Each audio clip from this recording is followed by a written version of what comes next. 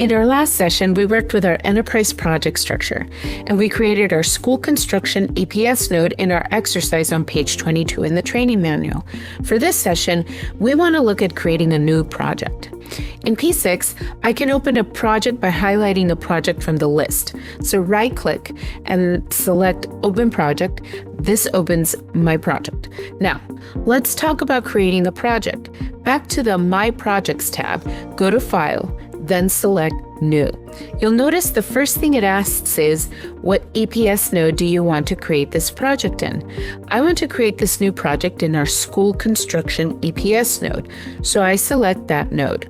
Select Next, and in our exercise on page 27 of the manual, we're going to call this New School. That is the project ID. This project will be called High School Edition. Now select Next. Planned start date, we'll select January 5, 2015. And I always leave the must finish by empty. The responsible manager, this actually pulls from our organizational breakdown structure. I would just leave this in default as enterprise. The next couple of screens are defaults.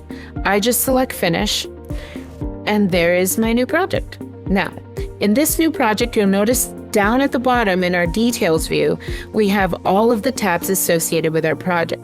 Here's the project ID and the project name. We have the dates, the planned start date.